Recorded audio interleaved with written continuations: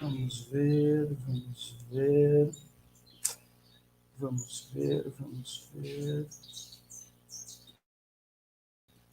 Então, vamos lá. Vamos ver. Então, olá a todas, olá a todos. Vamos começar nossa manhã de leitura. Chamo já para participar as colegas a Luísa, o Escapim e o Marcelo, todos professores, todos companheiros dessa leitura. A leitura que fazemos semanalmente do livro A Classe Trabalhadora, de Marx ao Nosso Tempo, do professor Marcelo Badaró Matos, da Federal Fluminense. E hoje nossa sessão de leitura número 29, é a última desse ano, porque as próximas 2 sextas são véspera, então provavelmente a gente retome a sessão 30 no início do ano que vem. Faz-se dentro do contexto do Grupo Kairós, que eu e a Luísa fazemos formalmente parte, a Luísa Braido, e se agrega a nós o Escapim, o professor Marcelo, os 2 professores também. Este grupo, Kairós, coordenado pela professora Liliana Soares Ferreira, do Centro de Educação da Federal de Santa Maria. Pois bem, então já imediatamente passemos ao trabalho. Quem lembra aí do trecho que a gente parou? Eu tenho anotado aqui que foi... Página 116. Isto, no meio da 116, com o pezinho ali bem próximo de encerrar a longa parte número 3. A próxima, o Marcelo já me dizia no meio da semana que interessa muito a ele, é um debate historiográfico. Acho que a tua formação é em história, né, Marcelo? E o debate historiográfico deve interessar, de fato, ao Marcelo pela formação mesma dele. Pois bem, então falávamos ali no finalzinho, no meio da 16, sobre o exército global de reserva do novo imperialismo, e fazia o Badaró uma distinção entre o sul e o norte, globais, né, do ponto de vista geopolítico, sul e norte com letras maiúsculas, é claro. E aí então entrávamos numa citação, começávamos a citar o Foster e McChesney, que eu não conheço, não sei se os colegas conhecem, e ali então começariam esses autores, ou essas autoras, é sempre bom a gente dar o crédito, né? Eu não sei muito bem, mas falar elas ou eles vão falar da expansão da força de trabalho global disponível para o capital. Lembrando sempre que ampliar o capital é ampliar a força de trabalho disponível. Isso não significa imediatamente força de trabalho em operação, mas que esteja disposta a vender a sua força de trabalho, a submeter aquilo que o capital oferece de forma precária, de forma restrita, de forma não garantida, de forma deletéria para a subjetividade e a cognição da classe trabalhadora. Então, bem no meio da página 116, quem gostaria de fazer a leitura hoje? Eu posso fazer ela, Guilherme. Então, siga em frente. Todos sintam-se à vontade para interferir na medida que acharem pertinente. O Flávio, o professor Flávio, passa e diz bom dia. Hoje aqui, a poucas quadras aqui de casa, uma ação de despejo resultou na derrubada de diversas casas de um povo pobre. O ataque do capital à classe mais pobre. Eles já moravam ali uns 15 anos, uma tristeza. Não há lugar, muito menos se for um lugar de especulação imobiliária, né, Flávio? Esses lugares são geralmente os mais desejados pelo capital. Provavelmente construir um prédio no lugar seja do interesse de muita gente por aí, né? Mas muito bem, Capim, então a palavra é sua. Fecha o meu microfone. Isso, posso fazer até encerrar essa parte, aí a próxima parte, aí se o Marcelo quiser conduzir, já que ele se propôs, né, a que está na área dele, daí a gente pode fazer essa troca. Então eu vou iniciar. Se não tiver problema, eu gostaria de iniciar desde a parte inicial do parágrafo, para não pegar o corte. Pode ser? Então tá. Então a gente vai ser o primeiro parágrafo da 116, que vai ser o degrau onde nós paramos na última, né? Então, diz o Badaró, né? Vimos que a expropriação é uma categoria-chave para a discussão que Marx realiza no capítulo sobre a acumulação primitiva. de O Capital, né, da sua obra magna, e mantém estreita ligação com a categoria da superpopulação relativa, que é central ao debate do capítulo anterior sobre a lei geral da acumulação. Uma análise recente sobre o capitalismo contemporâneo, que procura explicar a dinâmica de precarização das relações laborais em escala planetária, à luz das elaborações da Lei Geral da Acumulação apresentada por Marx, combinada a uma reflexão sobre o imperialismo, é a de John Foster e Robert McChesney.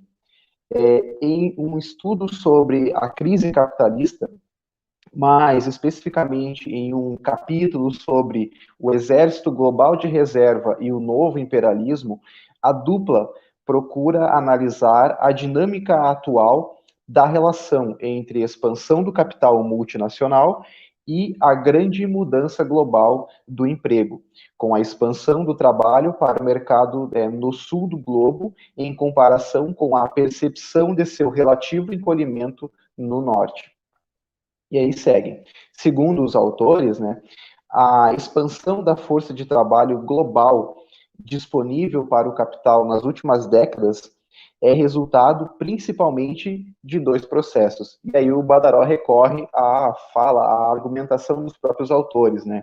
Então dizem os autores, o primeiro processo que explica essa expansão da força de trabalho global seria a descampesinação de uma larga porção da periferia global por meio do agronegócio, ou seja, removendo os camponeses da terra, com a consequente expansão da população das favelas urbanas.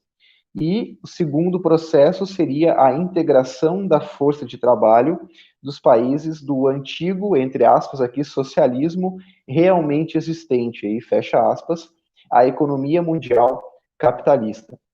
Então, esses seriam dois argumentos. Aqui eu gostaria.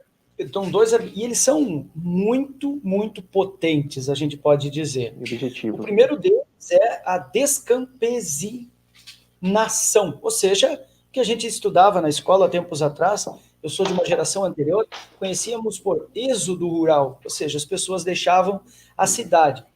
O mundo passou a ter a população urbana superior à população rural, aproximadamente ali pelos anos 50, entre 50 e 60. Mas só, de fato, essa população se transformou maior nos anos 70, propriamente dito.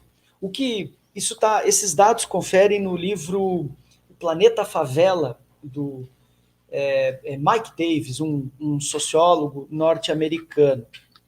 Mostra que essa descampesinação ocorreu não de qualquer maneira. Aconteceu a migração do campo para a cidade, mas na cidade essa população mora na periferia, sobretudo em localidades suburbanas, ou seja, nas franjas das cidades, ocupando as regiões mais deterioradas, aquilo que chamamos com regularidade também de favelas ou favelização, ou seja, as grandes cidades do mundo, Cidade do México, por exemplo, é conhecida assim, São Paulo, Rio de Janeiro, são regiões muito suburbanizadas, né? E por isso mesmo depauperadas. Então essa é a primeira grande caracterização. E o que fez isso? Bom, o que fez isso foi sobretudo a Revolução Verde dos anos 50, dos anos pós-guerra. Depois da guerra, aquilo que se chamou de Revolução Verde instituiu o mundo afora os desertos verdes. O que é um deserto verde? Um deserto verde é um lugar totalmente verdinho, onde brota a monocultura da soja, do trigo, do arroz, enfim, né? Várias do milho, várias monoculturas onde nada vive, nem a microflora, nem a microfauna, nem formiga consegue sobreviver. Só aquele grão, o grão que é vendido pela Singenta, pela Nogenta, pela Monsanto, por toda essa turma aí, que vende o pacote com o grão e o veneno para matar tudo ou mais, e isso é o que nós chamamos de transgênico. Portanto, esse agronegócio é o agronegócio que porta o transgênico. Eu não discuto com aqueles que dizem que transgênico faz mal. Não tem evidências de que transgênico faça mal. Aliás, transgênico não tem nenhuma complicação. Deglutir um organismo geneticamente modificado não tem nenhum problema do ponto de vista digestivo. Os estudos. O Flávio é um professor de microbiologia, pode nos assegurar disso. Agora, o problema é que a transgenia que esse agronegócio implicou não é qualquer transgenia. Qual foi a transformação no gene? É que o gene, ele resiste àquele veneno que a própria firma está te vendendo. Portanto, ela toma conta. O milho, a soja, o arroz, o grão já não é mais propriedade da humanidade, do grande avanço civilizatório da humanidade, que foi o controle da agricultura. Perdemos, a partir dos anos 50, o controle da agricultura. Com isso, a população teve que migrar do campo, chegou na cidade ocupou os lugares mais pobres, com menos acesso aos direitos da cidade. 2 filmes, o Silvio Tendler, O Veneno Está na Mesa, 1 e 2, e Na Boitempo tem uma semana inteira de falas sobre as cidades. O Direito à Cidade é o nome do Fórum da Boitempo. Tem aproximadamente uns 3 anos. Uma das melhores falas é da professora Virgínia Fontes, que fala do deserto do capital. Quem quer ver essa palestra pode achar lá na Boitempo. Eu editei no meu canal, está lá editadinho, o trecho da Virgínia Fontes, de uma fala de mais de 2 horas e meia, o ponto em que ela fala da selvageria que é essa vida na cidade causada pelo deserto do capital. É sensacional essa visão. E o segundo item que o Scapin acabou de ler é a integração da força de trabalho dos países do antigo SOREX. O que é o SOREX? É o socialismo realmente existente. Esse termo caiu de uso, só os mais dinossáuricos é que usam, e eu me enquadro entre eles, porque o professor Zé Paulo Neto usa esse termo, então se ele usa, eu me dou o direito de usar também, né? Se bem que são escritos de uns 10 anos, eu acho, aproximadamente. Socialismo realmente existente. Então, a despeito de qualquer crítica que se faça ao socialismo, e houve muitos erros ali, do ponto de vista político, do ponto de vista humanitário, como queiram. Mas isso não o façamos. Isso deixa que a direita os faça. Eles sabem fazer isso muito bem. O fato é que, enquanto existiu o socialismo, com todos os seus defeitos, houve, de alguma maneira, a possibilidade de enfrentamento do capital. Então, se no início dos anos 50, no pós-guerra, a Revolução Verde produziu o primeiro processo aqui, a descampesinação, anos depois, com o fim do socialismo realmente existente, 89, 90, queda do muro, fim da União Soviética, aí então o capital não tinha mais nenhum enfrentamento. Se conduziu o mundo afora, fazendo o que queria, da forma como queria. Então, essa citação aqui, eu não conheço esses autores aqui, Foster e McChesney, não conheço, mas eu acho assim, ó, em 4 linhas, é a melhor síntese do movimento do capital entre 50 e 89. 2 movimentos. Descampesinação, causado pelo agronegócio, Aliás, nós estamos aqui no contexto de um grupo de educação. O Cairós é um grupo do Centro de Educação, coordenado pela professora Liliana. E se a escola, brevemente eu vou anunciar um argumento aqui, ó. Se a escola já foi produtora da força de trabalho, formava força de trabalho servil para o capital, e depois, no contexto do neoliberalismo toyotista, produziu uma força de trabalho mais afeita à subjetividade, à cognição do trabalhador. Agora, nesse modelo aqui, em que o agronegócio é que manda no campo, e, portanto, abastece a cidade, a escola nem mais é necessária para o capital. Então, antes, o capital precisava da escola para formar apertador de parafuso, é isso que eu quero dizer. Agora, nem para isso a escola mais tem a serventia do ponto de vista do capital, porque não está mais no ser humano, o ser humano está completamente alijado da possibilidade do capital se conduzir. Então, ora, para o agronegócio, você precisa de 1 ou 2 operadores de uma máquina de alta tecnologia, de um satélite autorreferenciado, o cara comanda a plantação dele lá do escritório em São Paulo, ele comanda léguas e léguas de campo no Mato Grosso, em Goiás, assim faz o Blaio Maja, Cátia Abreu, essa turma aí que está mandando no Congresso Nacional. Então, é para esse mundo que a escola... Por isso é que a gente vê tamanho abandono da escola. A escola nunca foi tão desnecessária para o capital como agora. Porque antes ainda precisava para formar escravo. Agora ela nem... O que eu quero dizer é isso, o capital nem de escravo precisa mais, é isso. E cada política pública que a gente vê aprovada, ou lutada, como a gente está vendo, é a tentativa dos trabalhadores em educação, das pessoas que atuam nessa área, em reconquistar o direito de ser escravo. É isso que eu penso. Qualquer política pública que a gente vê da educação, políticas públicas em educação, são a tentativa das pessoas que trabalham na educação em reconquistar o direito de ser escravo, de ser servo daquele capital, em voltar a ter o direito de ser um apertador de parafuso. O capital não precisa mais, é por isso que é um abandono total e completo. E quanto mais neoliberal for o governo, como esse que nós temos agora, mais vai sucatear a educação, porque eles não precisam mais nem de apertador de parafuso. E aqui está explícito, né? O agronegócio, e o segundo ponto é o fim do enfrentamento. Então, eu acho essa citação aqui, ó, sensacional, eu adoro essa citação aqui, né? Deixa eu só te devolver, Escapim. Chegou o YHTR, chegou a Silvia, que é membro assinante. Silvia, muito obrigado, muito nos honra. E o Flávio da Pitaco, eu estava esperando, eu provoquei ele de propósito. Em relação aos transgênicos, embora não possa ser descartada a hipótese, no geral não devem causar nenhum problema imediato. Exato, perfeito, é isso. Não se pode afirmar nem negar. Uma vez que é um processo de testes de seleção laboratório, mas exato, perfeito. Tá aí, ó.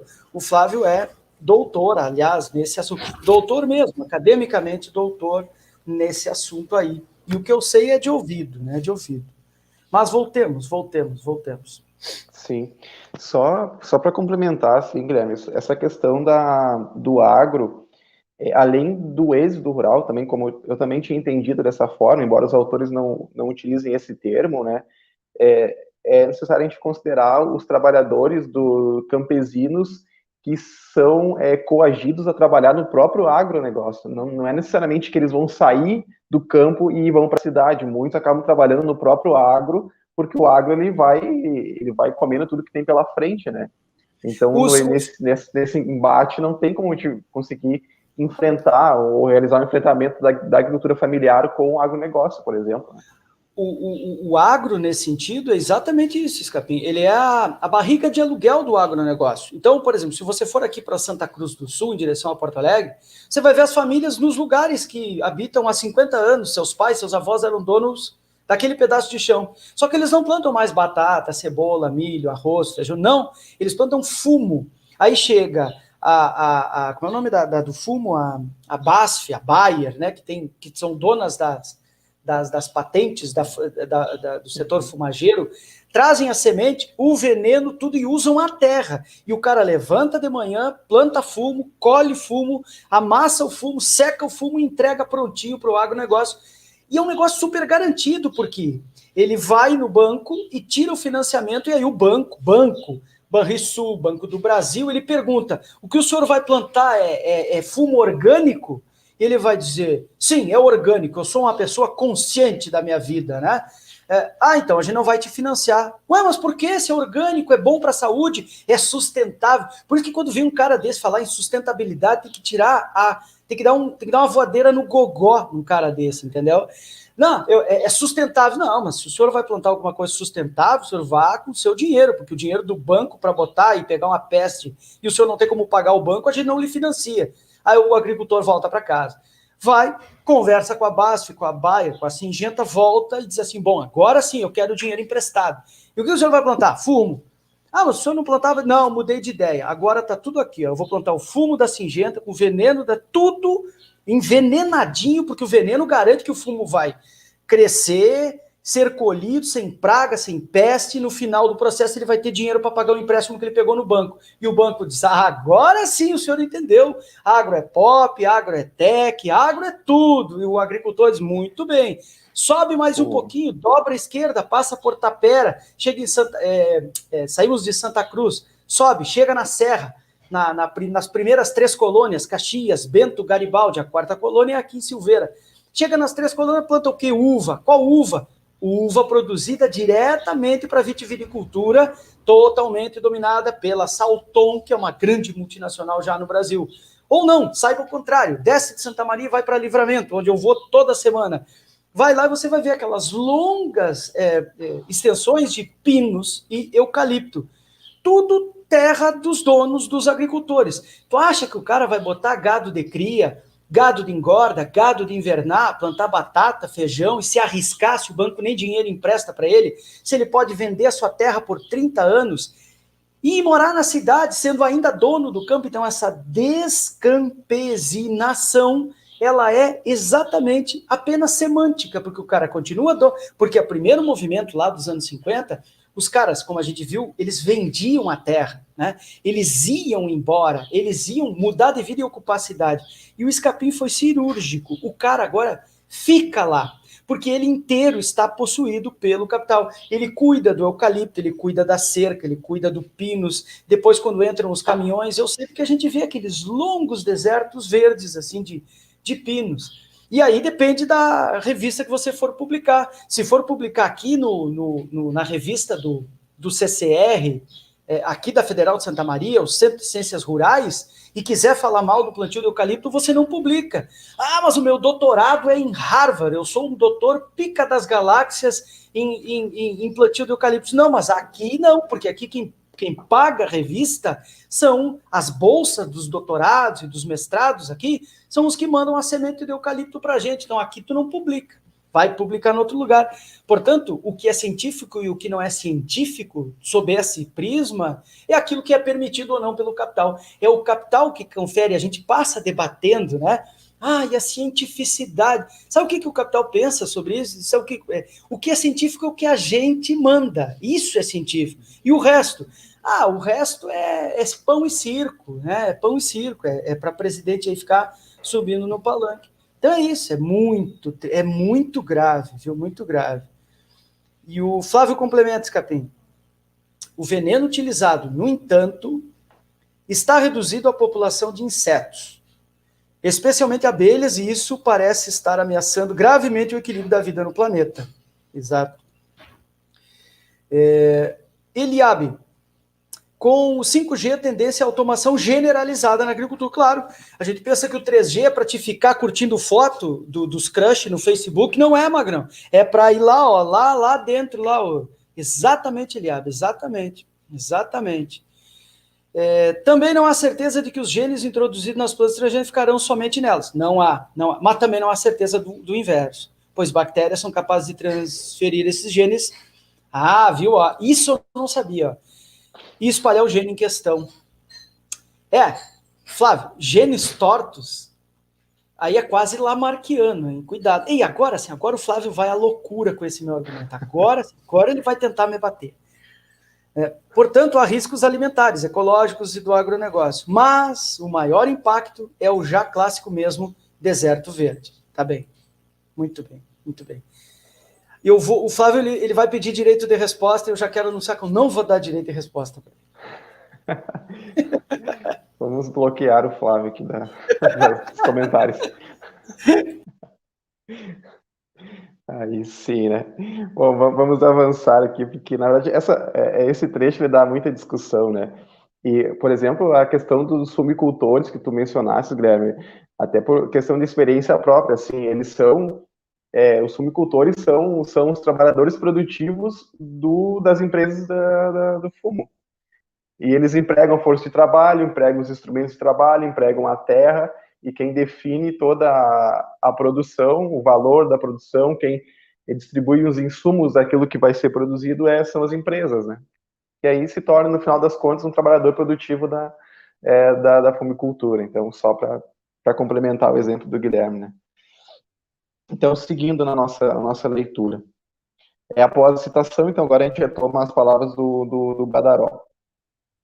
Então, apresentando dados que mostram como a participação do Sul global no total mundial do emprego na indústria cresceu dramaticamente de 51% em 1980 para 73% em 2008, os autores tentam explicar a correlação entre a concentração do controle corporativo do mercado e dos lucros, né, pelo grande capital, e os salários abissalmente baixos e a crônica insuficiência de emprego produtivo, né, na base do sistema. Isso já na página 117, né? O argumento central que desenvolveram por meio do arsenal conceitual disponibilizado por Marx, né, chamando a atenção para suas indicações de que a análise ali desenvolvida para a Grã-Bretanha, pega um recorte especial aqui, né, poderia ser expandida a um nível mundial, combinada à preocupação marxiana com as trocas desiguais, é o seguinte. Então, agora nós vamos para o Badal recorre a um longo trecho, né, dos autores, que dizem o seguinte: a chave para o entendimento dessas mudanças no sistema imperialista, para além da análise das corporações multinacionais em si, né, é encontrada no crescimento do exército global de reserva. Não apenas o crescimento da força de trabalho capitalista global, incluindo o exército de reserva disponível, alterou radicalmente a posição do trabalho do terceiro mundo, mas ele também teve um efeito no trabalho das economias mais ricas, onde os níveis salariais estão estagnados ou declinantes, por essa ou outras razões. Em todo lugar, as corporações multinacionais foram capazes de aplicar uma política de dividir e dominar, alterando as posições relativas do trabalho e do capital mundialmente. Essas são as palavras dos autores. E só para acrescentar uma questão que os autores destacam aqui, e que tem a ver com a fala do Guilherme sobre a questão da escola, é sobre esse exército global de reserva. Uma discussão que está tendo agora sobre as questões pedagógicas da escola capitalista, né, nossa lógica capitalista, é a educação para o desemprego, que nada mais é do que uma forma de educar esse exército de reserva, né, que está ali no aguardo, digamos assim, de ser inserido na lógica produtiva. Por isso que tem essa pressão entre aqueles que estão, de fato, que estão na lógica produtiva e aqueles que estão no aguardo, que é esse exército de reserva. E a escola vem nesse sentido de educar esses sujeitos que estão nesse aguardo, que estão em situação de desemprego, né? Então, só para fazer esse link com a fala do Guilherme sobre a questão da escola. Então, muitas vezes a gente pode nem perceber que na escola é empregado essa visão, né? Aí eu estava lendo o livro do Laval e aí ele teve uma sacada muito boa de que a pedagogia de projetos é um modo de inserir a empresa nas escolas, né? Eu nunca tinha pensado sobre isso. A relação das empresas e é a facilidade do trabalhador se adaptar a determinado projeto. E isso ele já vai ter desde a escola. O que os pedagogos acham muito bom, os professores da pedagogia para o projeto, estão fazendo a lógica do capital. Aí escola não é uma empresa? Isso. Eu recomendo também essa leitura. Ele faz a discussão em torno da pedagogia das competências, né? E essa forma de projetos ou de seminários, como foi reformulado a escola, em especial o ensino médio, né?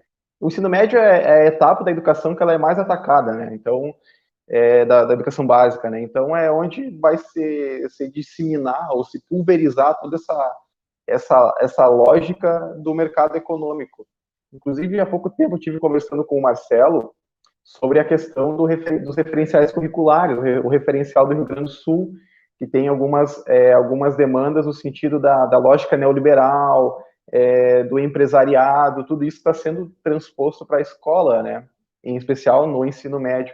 Então, como que isso vem sendo fortalecido e quem determina o mercado econômico, né? Por isso que a questão da ciência, que o Guilherme cita antes, aquilo que é ciência é aquilo que me convém, aquilo que convém ao mercado econômico. Ponto. Essa é a lógica da ciência burguesa, né? Que se produz.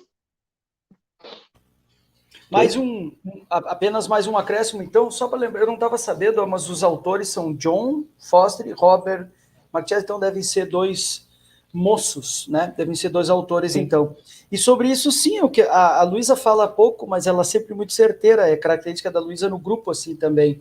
Ela é muito certeira. Cara, é perfeita essa referência, né? A gente nem se dá conta, eu tenho chamado a atenção também para alguma coisa um pouquinho parecida, que é a ideia da autoavaliação. A autoavaliação nada mais é do que a gestão por metas, que não é mais um gestor que fiscaliza o grupo, mas é o próprio grupo que se autogestiona, vejam bem, e que se autoavalia. Quer dizer, a autoavaliação também é um preparo para a vida laboral moderna, toyotista. A autoavaliação é uma furada, mas melhor ainda foi o argumento esse que a Luísa trouxe. Sem perceber, nós, ao trabalhar na educação, instituímos dinâmicas que, na verdade, estão vindo do mundo empresarial com outro nome, disfarçadinhas, né? O Scapin tem brincado com a ideia toda perfumada, e é, na verdade, uma tecnologia pedagógica extremamente perversa, né? Perversa. E aí, então... Eles vêm com o discurso da inovação pedagógica. A inovação para quem? Então, é isso que a gente tem que compreender, o que está por trás, né? A essência dessa questão. E a Rosa diz assim, o sistema S, exatamente, o sistema S é que faz muitas vezes essa mediação, forma a classe trabalhadora, só que já forma dentro da mentalidade dessa pedagogia, das competências. Como é o nome completo do Laval, Luísa? O nome do autor? Christian Laval, né? Perfeito, perfeito. E aí a Johanna bota exatamente o que a Luísa acabou de falar. A escola, nesse sentido, acaba sendo a própria indústria, né? A gente tem que tomar cuidado, né, em comprar esses argumentos prontos. Gente... Opa, aqui. Alguém? Eu não sei se vocês já leram uma obra. Eu não sei se vocês já leram uma obra do Aníbal Ponce, como é que é? E eu acho que Escola e Luta de Classe, se não me engano, tem que ver isso aí direitinho. Que ele trabalha sempre essa questão. Inicialmente, a expansão da escola, por causa que botaram, por exemplo, policiais para gestar as escolas, porque havia aquela questão do controle, né? Da questão do controle. Então, hoje a gente tem exatamente o contrário disso, nem esse controle você precisa mais, que estavam falando antes, né? Mas esse papel da escola, ao longo dos tempos, ao longo da trajetória do capitalismo, ele é muito interessante para entender exatamente o que o capitalismo quer, qual é a face do capitalismo em cada momento. Realmente é um estudo bem interessante mesmo. É Educação e Luta de Classes, né? Esse livro. Acho que isso. Eu fiz uma leitura dele, mas eu peguei a parte inicial da educação, da história da educação, quando ela coincidia com a educação e trabalho, coincidiam na sociedade primitiva até o movimento da sociedade de classes. Não cheguei a entrar nessa parte específica, mas a educação ela acompanha, ela faz um movimento de adequação às demandas produtivas, né, em especial na sociedade capitalista. É por isso que a escola se generalizou, é por isso que a escola se tornou uma forma dominante e não desenvolvida da educação, né?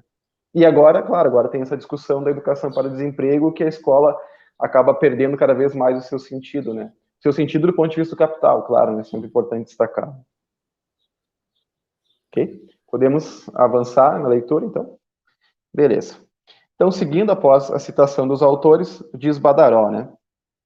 Uma análise desenvolvida com base nessa realidade do sul global, que procura explicar a precariedade das relações de trabalho utilizando a categoria precariado, essa é a categoria que está esse é o objeto que está em análise, né, nessa parte especial do texto, né? Inclusive agora o autor vai recorrer a Rui Braga, essa parte é importante. Categoria do precariado, porém articulada às definições de Marx sob o proletariado ou classe trabalhadora, foi apresentada por Rui Braga. Nessa análise, o precariado constitui uma parcela no interior da classe trabalhadora, e não um grupo distinto e externo a ela.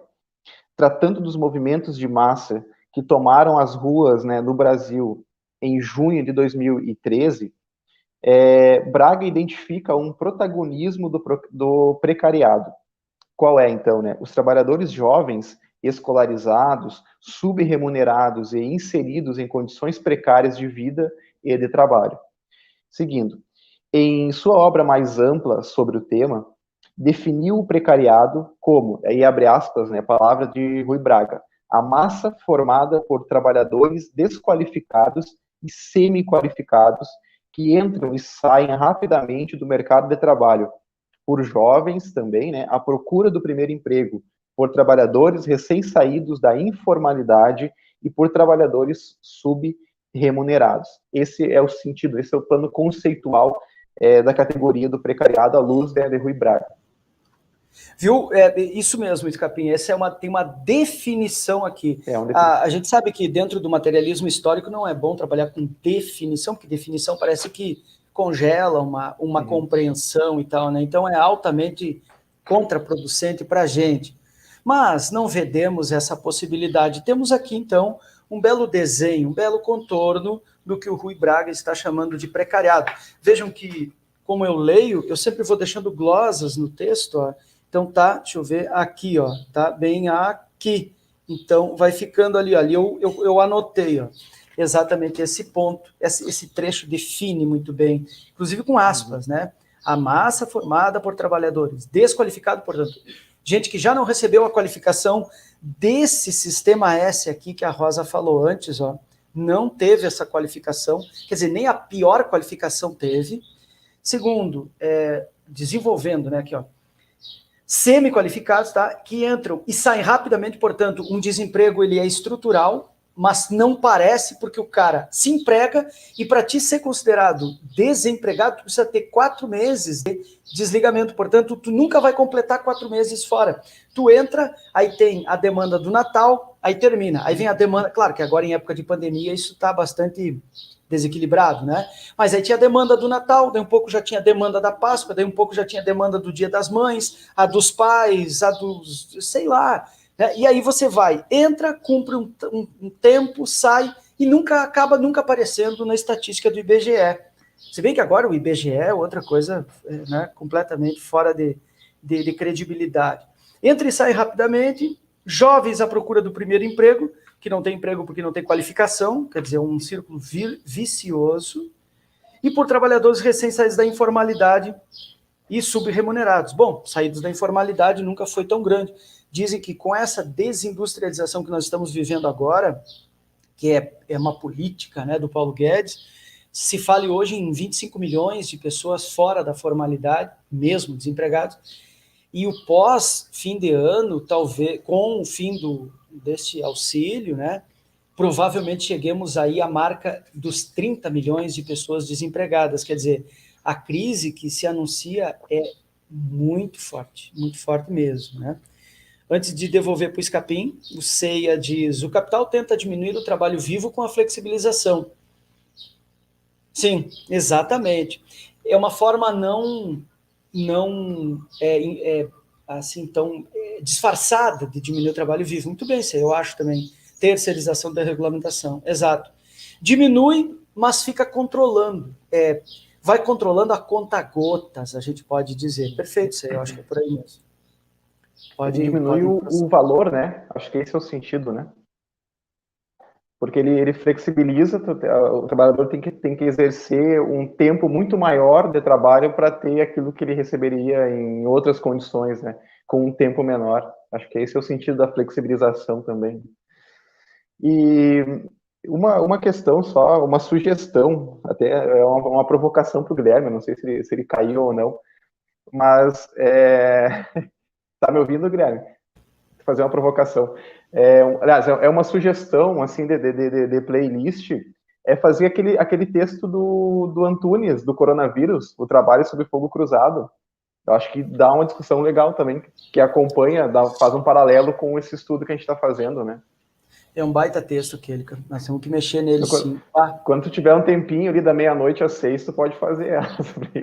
Não, hoje termina o semestre, propriamente dito, e eu acho que daí, a partir de amanhã, eu tenho que cuidar, como dizia o Marx, de alguns interesses materiais, do tipo cortar grama, cuidar do pátio, cortar lenha, porque eu só aço com lenha, então eu tenho que cortar lenha, aí eu boto em vida o meu Rufus, o lenhador que existe dentro de mim, a barba já está de lenhador, né? Já está garantido. E junto com isso eu vou voltar aos estudos desses textos que me chegaram ao longo do segundo semestre, e esse do Antunes é muito interessante, e atual, né? O que é mais importante. Exato. Sabe o que me chamou a atenção nesse trecho do Rui Braga? Que ele fala sobre a categoria do precariado, sobre as pessoas, né? E não sobre a materialidade, as condições de trabalho. Por exemplo, eu tentei ver os professores aqui, só que os professores, eles não são precariados na questão social, Na questão social, eles são muito valorizados, todo mundo reconhece o valor social do professor.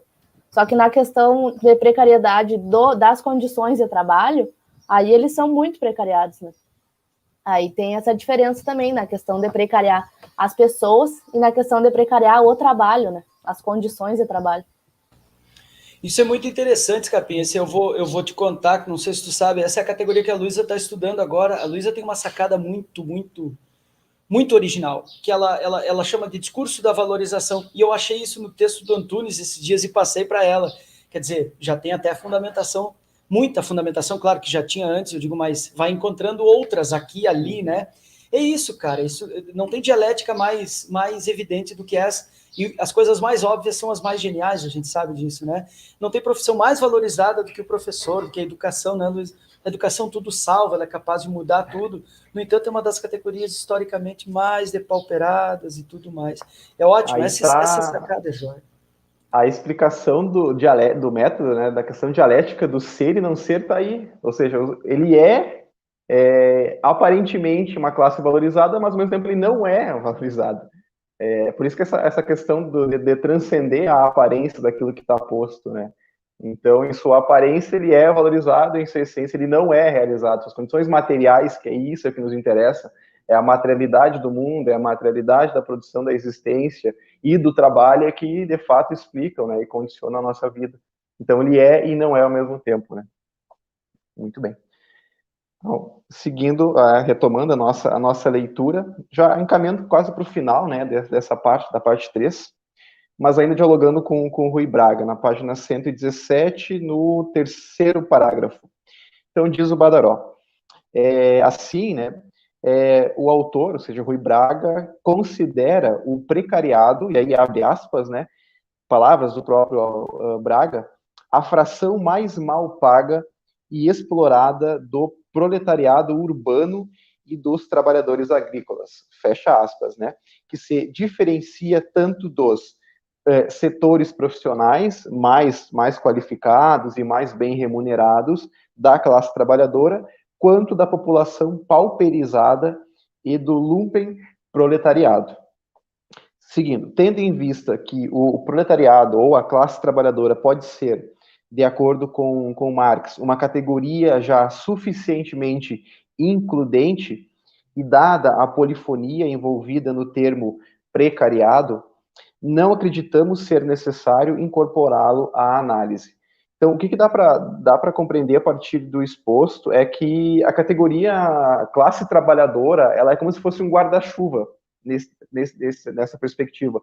Ela faria uma cobertura mais ampla, mais universal dos trabalhadores, e o precariado seria uma face ou uma fração dessa classe que acaba produzindo a sua vida e o seu trabalho nas formas mais brutais de vida, né, mais precarizadas de vida e de trabalho, né?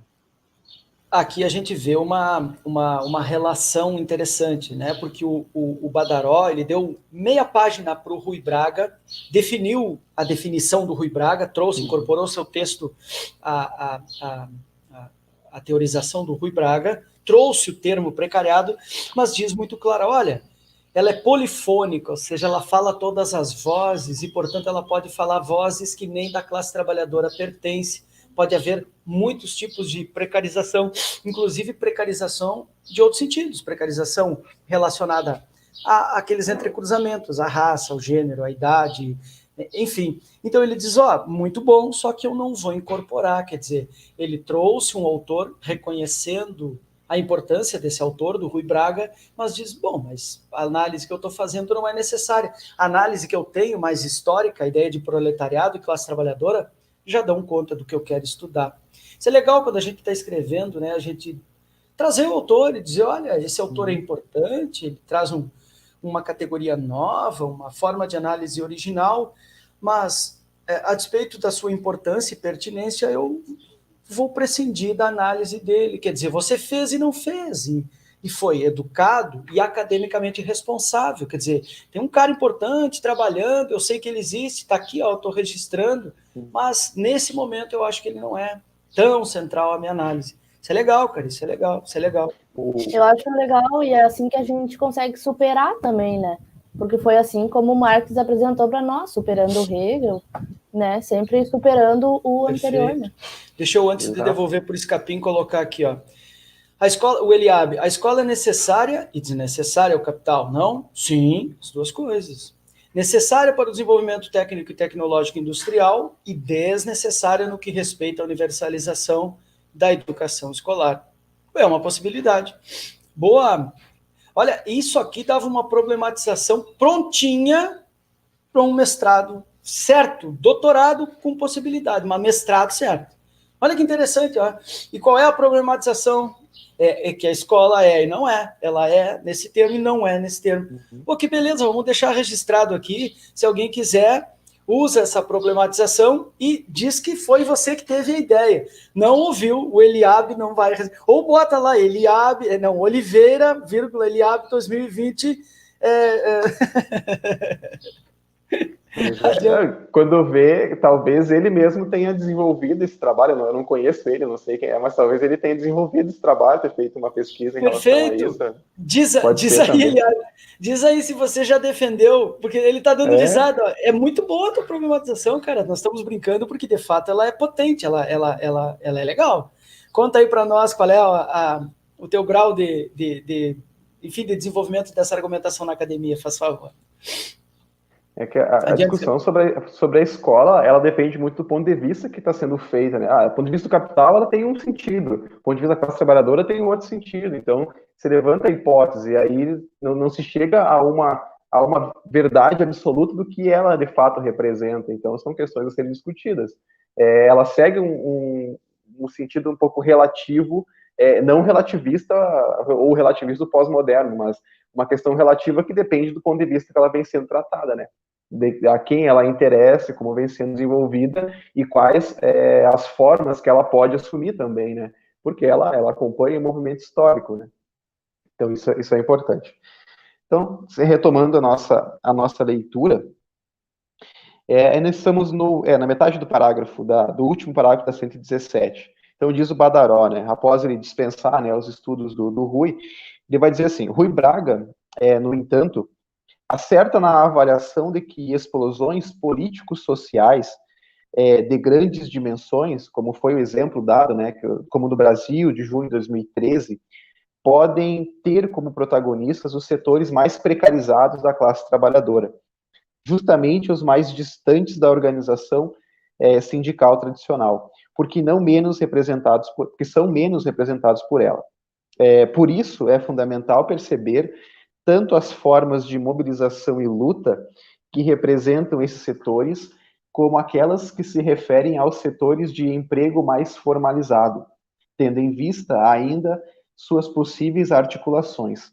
Estaremos longe, assim, da ideia de que o proletariado, na fase atual do capitalismo, não possui potencial como sujeito histórico transformador. Então, nós temos evidências históricas, né, e materiais que comprovam esse potencial. Tais situações, né, como Marx bem demonstrou, não são fixas e imutáveis ao longo da vida de cada trabalhador, sendo comum a articulação entre emprego e desemprego, formalidade e informalidade, e entre outras, né. De qualquer forma, ainda retomando Marx em referência à Lei Geral da Acumulação, toda a solidariedade entre os ocupados, aqui está entre aspas, né, porque é uma frase de Marx, toda a solidariedade entre os ocupados e os desocupados perturba, com efeito, a ação livre daquela lei. Isso é um trecho que está no Capital, no livro 1 do Capital. E aí, por fim, né, para finalizar essa terceira parte, o último parágrafo, diz Badaró: concluo essa sessão para retomar, na parte final desse livro, que é a parte 4, a análise histórica, de que, certa forma, acabou por ser invocada aqui como antídoto necessário a certas absolutizações ou naturalizações de situações particulares. Pretendo evidenciar, porém, por meio do comentário crítico de estudos desenvolvidos pelos historiadores, que esses possuem muitas questões comuns com as reflexões sobre o trabalho a respeito do tempo presente desenvolvidas pelos cientistas sociais e outros teóricos comentados até aqui. Então, assim, ele encerra essa terceira parte. Bom. O Eliabe diz, diz ele, não, ele dá risada aqui, ó, defendi meu mestrado em educação, sou da educação física. O Escapim, ao contrário, o Escapim é da educação física também, Eliabe, é também da mesma área que você. Teu mestrado também é recente, né, Escapim, tu defendeu no Cefet há pouco tempo, né? Sim. Muito bom, muito bom. Então, encerramos, ó, como vocês podem ver, a parte 3, chegamos aqui, mais ou menos, tá? E hoje, como vamos desenhar, a gente combina as coisas aqui ao vivo, tá? Ó, hoje é 18, aí final de semana que vem, sexta é F25, aí depois é Natal, Ano Novo, e aí nós temos que nos envolver com Papai Noel, final de ano e tal, primeiro, e aí eu acho que fica bom a gente voltar lá na outra semana, né, colegas? Pode ser? Bom, mas a gente pode dar sequência. Eu, por mim, a gente retoma lá na primeira semana de... Deixa eu pegar o dia aqui, peraí. Dia 8? Acho que é, Luísa. Eu acho que é isso mesmo. Peraí, cadê? Acho que é 8. De minha parte, eu posso, se os colegas puderem. Ou algum que outro que esteja... sai um dia, volta numa semana. A gente... Tá aqui, ó, eu já tinha anotado. Tá aqui. 8? Pode ser? Temos, portanto, Ótimo, aí 20 dias agora, Ótimo. 2 ou 3 semanas aí. Perfeito. Voltamos, então, na sexta-feira, dia 8 de janeiro. E o Eliabe coloca assim também: esse tema da escola é de meu interesse acessório, mas meu objeto específico foi a biomecânica na educação física escolar. Assim, um tema, então, digamos assim, mais técnico da educação. Como é que chama assim? Como é que chama isso, Escapim, quando tu não trabalha com um tema mais social e político, um tema mais... Tem esse da área da natureza, o treinamento, a área da saúde. Depende de como que é organizado o programa deles, porque o nosso programa tem 2 áreas de concentração, que uma é os aspectos socioculturais e pedagógicos, que é a minha linha, e a outra linha é a linha dos aspectos biológicos e de treinamento, né? Eu não sei como que é a parte dele, né? A organização do programa deles. Perfeito, claro. E isso. Tá, então olha só, aqui está o sumário, é claro que vocês não veem, eu vou brevemente percorrer ele aqui, tá? Então nós temos o livro todo, tem 4 partes. A primeira parte é a maior, ela é quase metade do livro, como a gente falou em encontros passados. Então a primeira parte é o Marx, o marxismo e a classe trabalhadora, define historicamente a classe trabalhadora. Ela é enorme, quase metade do livro. A parte 2 falava dos trabalhadores e trabalhadoras nos dias de hoje, ou seja, a atualidade da classe trabalhadora.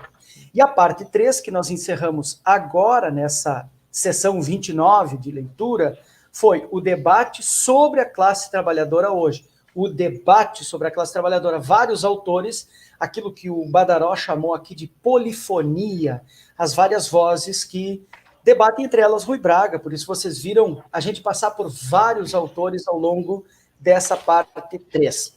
E agora, então, lá no dia 8 de janeiro, somente nos encontraremos novamente lá, em 2021, então começaremos a parte 4 e última. Claro, depois tem uma conclusão ainda no final, e é bem interessante. Mas a grande parte 4, ela vai ser o debate historiográfico recente sobre a classe trabalhadora. E recente aqui vai pegar desde os 70, 80 aproximadamente, que do ponto de vista histórico, todos sabemos, é um segundo no tempo histórico, né? Então, o debate historiográfico vai ser uma parte mais teórica, eu diria, mas nem por isso perde sua importância. E o Marcelo, que está aqui do lado, é historiador, e ele estava dizendo, como eu disse no início, que ele se interessa, porque é historiador e tudo mais, né? Então, de minha parte é isso. Nos encontramos, então, dia 8 de janeiro, daqui 3 semanas, para começar a parte 4 e última parte do Marcelo Badaró Matos, de Marx, a classe trabalhadora de Marx ao nosso tempo. Beleza, gurizada? Todo mundo está com o livro aí na mão? Todo mundo está com o livro aí na mão ou não? Vamos fazer, então, um print aí, ó. Vamos tirar um print, peraí. Segura aí, eu vou tirar um print. Ali, atenção. Printa, opa! Agora deu. Opa, eu que estou errado agora. Feito, print. Deu. Vamos ver se saiu. Estou botando a capa do vídeo. Tá vendo? Que bom. Viu, Marcelo? O Flávio diz aqui, ó, a área dura do conhecimento, a área leve. Ah, pô, leve, não sei de onde que é leve, Flávio, sai fora, não é leve, não. Fala, Sem estereótipos, sem estereótipos. Exato. Leve, não sei de onde que o Flávio tirou a área leve, tá louco, cara? Cada área com a sua especificidade, por favor. Com a sua pesada. É verdade. Então tá bom. Então é isso, gurizada. Muito obrigado por hoje. Fiquem bem, bom final de ano do ponto de vista da nossa live. Claro que entre nós a gente já segue conversando e tudo mais, tá bom? Abraço, fiquem bem, nos encontramos. Eu vou baixar todo mundo, vou fazer que nem das outras vezes. Vou deixar mais 1 ou 2 minutinhos. Se entrar algum comentário que está assistindo um pouquinho atrasado, dá tempo de subir. Mas eu vou baixar todo mundo e nos fechar aqui, tá bom? Abração. Um abraço.